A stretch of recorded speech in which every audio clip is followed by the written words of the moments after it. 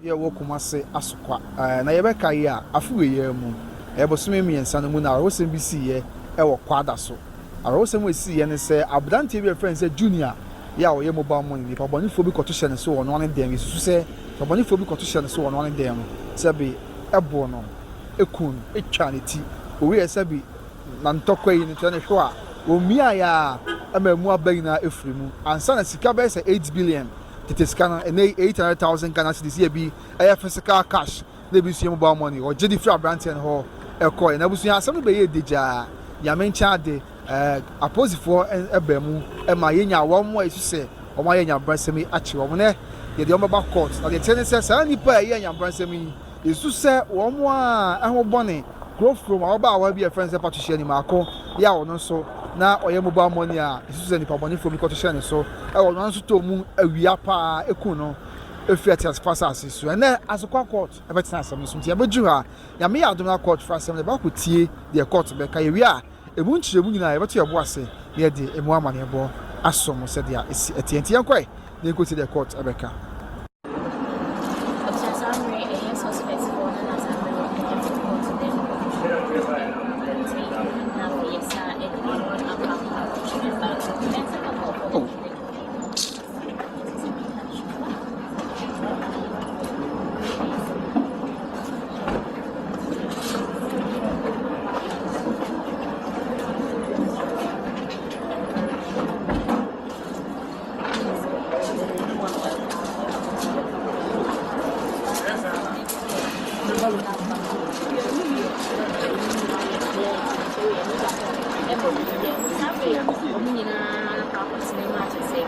Abuzuya court watena se awie na yebedi nkomo ya busa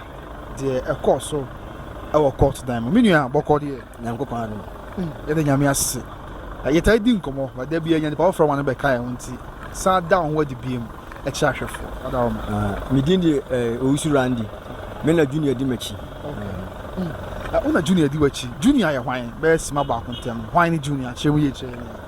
junior you be a odi mo baba ni hudwa sana junior me kase wa ya osia ne kwanhie wa wa hye ne kwanhie wa baba fo bi agene nkwa fi ne nsem e wo no ankasa ne dem obutwa ha ma yu ka kase lo mu sele omo kan ule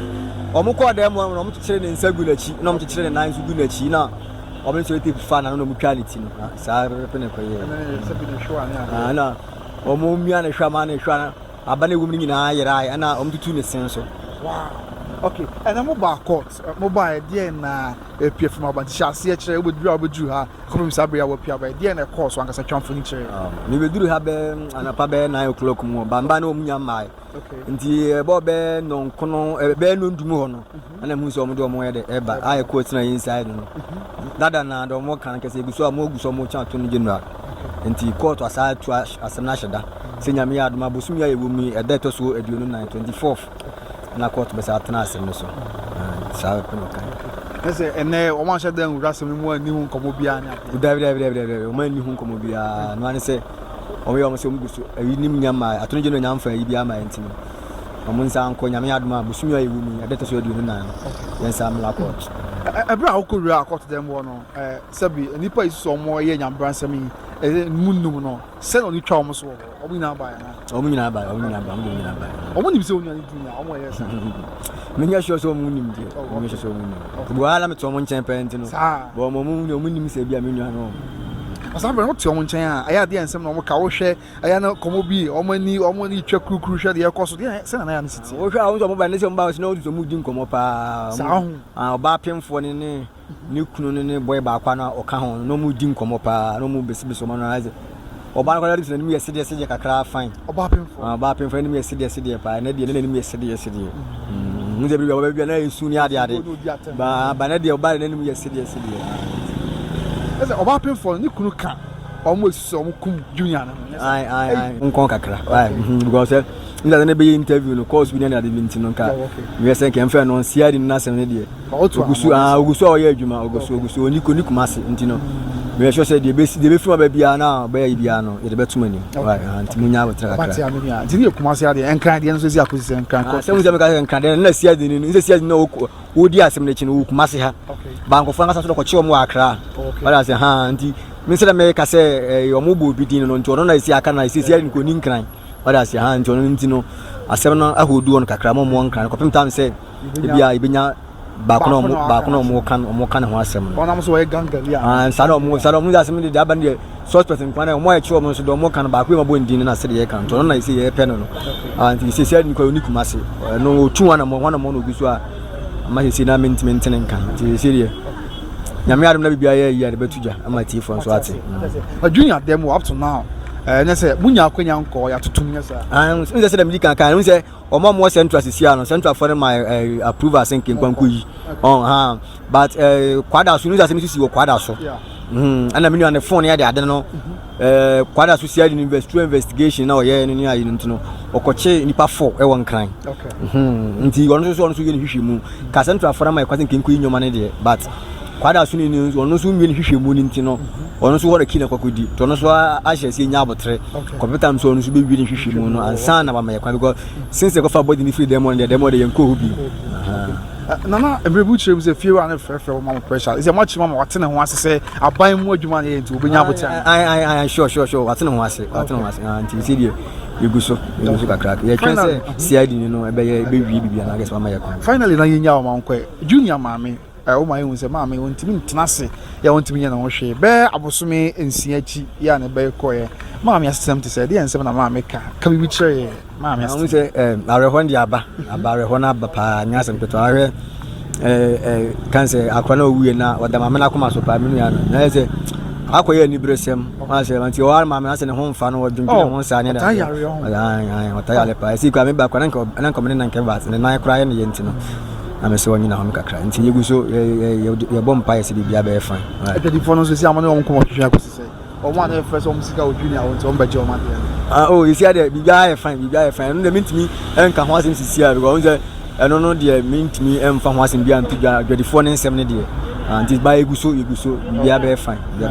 you be ketwa to na yenya de me ketwa to nya nse yesre Mr. IGP ene Ashanti Regional Police Commander ene Ashanti Regional Minister Dr. Frank Amwakohene say ye patentene ne ama menua ene crew from ni na omukunu no ti yesram so mbeboa na bibia ti ma edi aye boko amaye na asumdwe ti aba na enya tentene ne ade amom eno enti na yesre IGP ne Police Commander Ashanti Regional Police Commander ene IGP so momwa na tentene ne enya adwuma wo menua na asem ne crew from ni na asem ni do mase na that's it that's it abusuanti de ekoso na sebi yeli na be ma atwen komo a wachirechi mu ache na asem no akoye bibio ho na yeli de akire yesere nyame se wonom ye nkwane ahoden ye bekoso adi akire na ye de mu nchiremu mu ama na ebogi na abesomo are se nyame be ya dom na bone a wodo ekoso ye kumase ya santememu ene Ghana mam na abrase ti nyame ya dom on the 24th of September na otwemi nse na pepepe nyame de ye kwache ye besan ba na de beko so wa bia ye de mu ama na ebogi na asomo kai se oba pemfo ka ho ena amrantie be se 9 amuna ka mo ye num asisi e do mo gina da kem e wa so kwa ha sade ye nwan kai bi nso e won kan a omso ya che omo wasen we ya ho ampanfo ye nhwemu ama bibia enso awie na mom gang leader the oda omo anu so se won da omo anu ya on na orchestrator and as the chief orchestrator of all these crimes allegedly no na sisi a ampanfo ye na che no a they say obakwa yes o ha obakwa is wo free wo kwa na se ne ho hene pa ye nya asepto ye sire nyame se ono anya dom na oni ne sokrata ama ampanfo nchina na Ghana bra eni wo eni na ma oye nani o how say ɛto atwa nyame fa junior kra nsie yi ɔfa patricia ni ma akonso kra nsie na dan kwa mayi na yɛhyia yɛde twedi amponya kropo so ne ato awusi dwom na bibia akoyie me de kwabada wusukai oba bema na atenka muni bia me pa chopanyo ni binom number no eto go school na so metimi afre no no no di nkomo atenka de woni bidia ya because what da wonom say na bema no butu so na oba no butu so no odi na won tehwe ya pant ya atenka na woni ba atenka powder ni binom na so wonto afi bema utedwom phone nkwabo susu awo mmane ade a me so pe power medicine ni binom ko syrup so kafuma emani na laptop ne se do no abuso na manager go screen ase wetimi afre no so de bia pro abuso ya e deliver as ye want me nka bi mo de no konko so ma fire go back ko makra bye.